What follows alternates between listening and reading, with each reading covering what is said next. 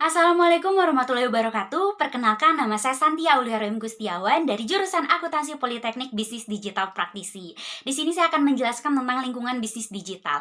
Apa itu lingkungan bisnis digital? Lingkungan bisnis digital adalah keseluruhan unsur atau elemen yang dapat mempengaruhi perilaku dan kinerja organisasi untuk menciptakan pendapatan dan keuntungan dengan menggunakan kecanggihan teknologi baik dalam proses produksinya maupun dalam proses pemasarannya. Oke, lingkungan bisnis digital itu terbagi menjadi dua. Ada lingkungan bisnis digital makro dan ada lingkungan bisnis digital mikro. Kita akan membahas lingkungan bisnis digital makro. Lingkungan bisnis digital makro itu terbagi menjadi 7 faktor. Oke, 7 faktor. Yang pertama ada faktor sosial. Faktor sosial bisa kita lihat dari demografinya. Oke, lingkungan demografi dibuat menjadi minat utama dari perusahaan itu sendiri ketika perusahaan itu sendiri mau ngebangun perusahaannya.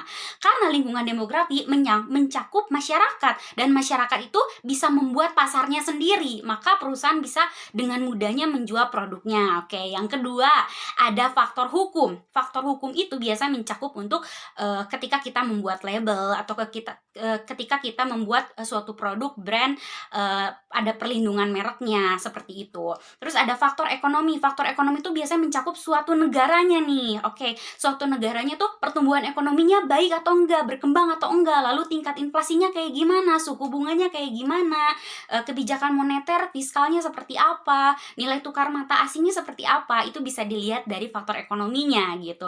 Lalu ada faktor politik. Faktor politik biasanya dilihat dari pemerintahannya, dilihat dari presidennya baik atau enggak nih gitu, dalam mencakup faktor ekonomi tersebut. Jadi faktor ekonomi dan faktor politik biasanya saling bersinggungan. Perusahaan itu akan berkembang ketika pemerintahannya juga bisa berkembang gitu. Maksudnya pemerintahnya tidak stagnan dan tidak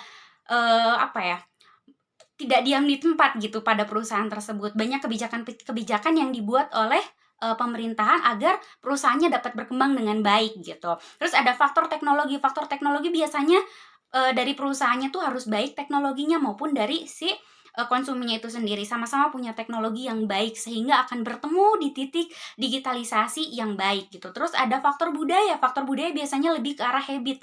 Karena kan sekarang bisa kita lihat gitu. Sekarang ke pasar tuh udah sangat jarang kita bisa beli secara online dan itu biasanya menjadi budaya dan budaya akan menjadi habit gitu. Jadi kebiasaan-kebiasaan yang akan terus sampai kita masa depan, yaitu kebiasaan belanja ya udah dengan sangat mudah karena udah ada e-commerce dan lain-lain gitu.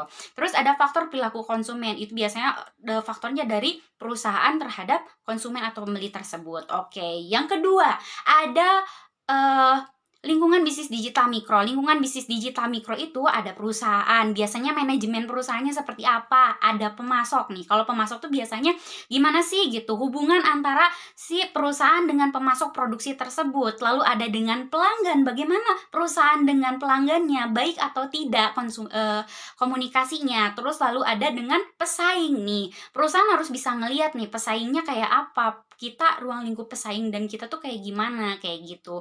Terus ada masyarakat. Biasanya bagaimana si perusahaan itu bisa mengikut sertakan masyarakat di dalam manajemen perusahaan. Maksudnya bisa mengikuti, masyarakatnya bisa ikut ambil andil di dalam perusahaan tersebut. Bisa jadi karyawan dan lain-lain. Oke, sekian dari saya. Saya undur diri.